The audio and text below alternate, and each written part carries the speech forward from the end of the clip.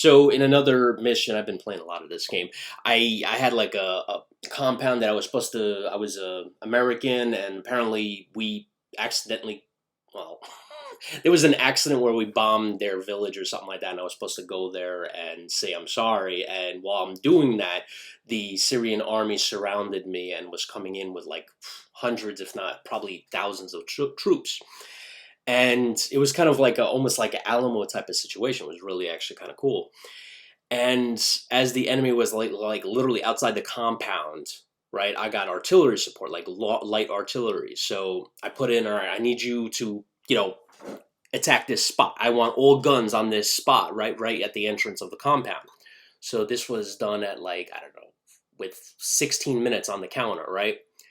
When it started firing, it was at like 2 or 3 minutes. So I'm like, it was 15 minutes from the moment I ordered the attack to like 2 or 3 minutes. And obviously, in a game like that, those troops can move, and which they did.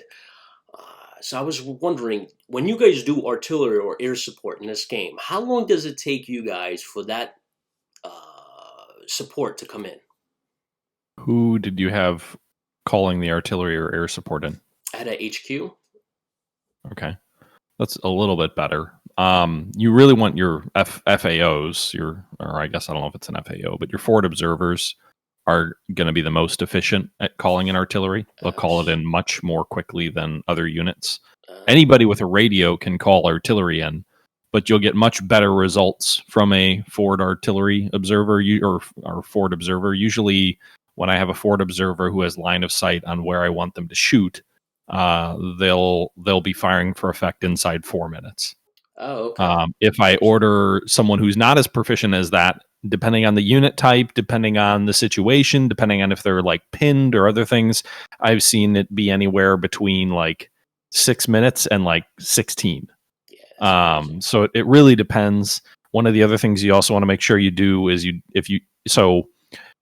I'm not sure if emergency or emergency intensity of the barrage speeds anything up, but what it will do is it's basically like, I'm being overrun, just start dropping as quick as you can, but that leads to really inaccurate artillery fire because you don't take the time to do like proper spotting. So it all kind of depends. Like when you're doing a regular strike, it's 4 minutes to fire for effect usually, but you might have a spotting round coming in, an individual round coming in at 2 minutes or 3 minutes or something like that until you found the range and you can fire for effect. I think that part gets cut out when you do an emergency strike, but again, they're way less accurate. Yeah, that makes a lot of sense. I mean, explain why my rounds were going on the other side of the map when I told it to go, in the center. It was going all the way like a mile or two out. Yeah, I mean, if you did emergency, you basically told them just start shooting as soon as you can, and that results in, not properly sighting in the strike.